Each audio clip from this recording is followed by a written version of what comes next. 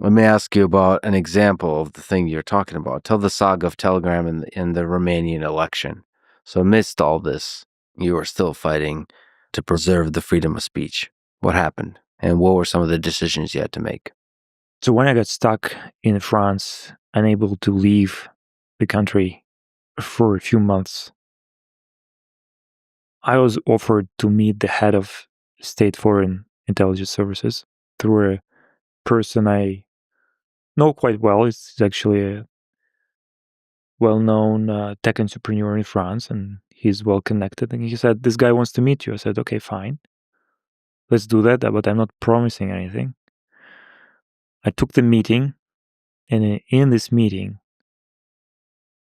I was asked to restrict what I see as restriction of freedom of speech in Romania. I don't know if you followed the whole saga with the Romanian elections. They had a presidential elections last year. The results got cancelled. Now, Romania at that point, when I had this meeting, was preparing for a new presidential elections. The conservative candidate was not somebody who the French government was supportive of. So they asked me whether I would be shutting down or ready to shut down channels on Telegram that supported the conservative candidate or protest against the pro-European candidates, so they called the guy they liked. I said, look, if there is no violation of the rules of Telegram, which are quite clear, you can't call to violence. But if it's a peaceful demonstration, if it's a peaceful debate, we can't do this. It would be political censorship. We protected freedom of speech in many countries in the world, including in Asia, in Eastern Europe, in the Middle East. We're not going to start engaging in censorship in Europe, no matter who is asking us. And I was very clear to the guy who was the head of French intelligence. I said, if you think that because I'm stuck here, you can tell me what to do, you're very wrong. I would rather do the opposite every time. And in a way, that's what I did. I had a small debate with him about the morality of this whole thing. And then at a certain point, just disclose the content of this entire conversation, because I never signed an NDA. I don't ever sign NDAs with any people like that. I want to be able to tell the world what's going on.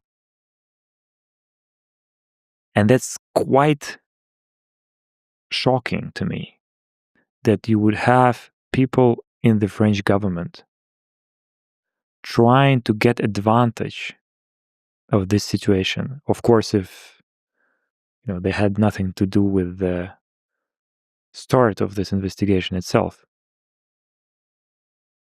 and use it to reach their political or geopolitical goals.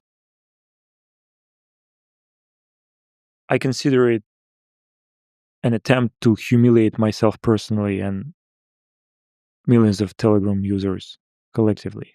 And it's quite strange that the same agency asked us to do certain things in Moldova as well. So even before that, I think it was October last year or September, I was arrested in Paris in late August. And then again approached through an intermediary and asked, would you mind taking down some channels in Moldova because there is an election going on and we're afraid there's going to be some interference with these elections. Could you please connect with representatives of the government of Moldova and take care of it? We said, we're happy to take a look at it and see if there is content there that is in violation of our rules. And they sent us a list of channels and bots. Some of them were, so it was a very short list, and some of these channels and bots were in violation indeed of our rules, and we took them down, only a few of them. The rest were okay. Then they said thank you and sent us another list of dozens of channels, many, many channels. We looked at these channels, we realized that there is no solid foundation to justify banning them. And we refused to do that. But interestingly enough, the French intelligence services that were asking us to do this in Moldova let me know through their contact that after Telegram banned the few channels that were in violation of our rules in Moldova, they talked to my judge, the investigative judge in this investigation that has been started against me, and told the judge good things about me, which I found very confusing and in a way shocking, because these two matters have nothing in common. Why would anyone talk to an investigative judge that is trying to find out whether Telegram did a good enough job in removing illegal content in France? What does Moldova have to do with it? I got very suspicious at that moment. Remember, it happened after we blocked a few channels that violated our rules, but before we refused to block a long list of other channels that were completely fine, with just people expressing political views, which I may not agree with, but it's their right to express them. Not extreme views, not views that call to violence. That was extremely alarming. That was a moment when I told myself that there may be more going on here than I initially thought. Initially, I thought, yeah, some people are confused about how technology works. And here, after this case in Moldova, I got much more suspicious. So by the time the head of intelligence services met me to ask about Romania, to help them silencing conservative voices in Romania, I was already wary of what can be going on next. Yeah, so clearly this was a systematic attempt to pressure you to censor political voices that the French government doesn't agree with.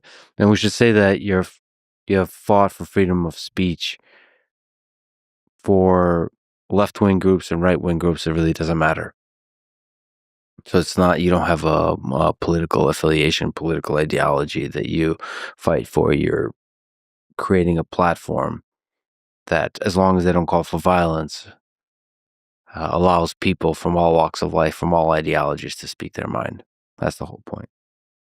And it happens to be conservative voices in the Romanian election that the French government wanted to censor, because currently the French government leans left. But if you flip everything around and the government would be right-wing, you'd be fighting for against censorship of left-wing voices. And you have in the past many times. Exactly. Ironically, we received a request from the French police to take down a channel of far-left protesters on Telegram in France. We refused to do that. We looked at the channel, peaceful protesters. It doesn't matter for us whether we're defending the freedom of speech of people leaning right or leaning left. During COVID, we were protecting activists that were organizing the Black Lives Matter events. And the other side, the protesters against lockdowns, we protect everybody as long as they are not crossing the lines and not starting to call to violence or incite damage to public property. It's a fundamental right to assemble. It's interesting that people who haven't had this experience of living in countries that don't have freedoms don't always realize how dangerous it is to gradually compromise your values, your principles, your freedoms, your rights. Because they don't understand what's at stake.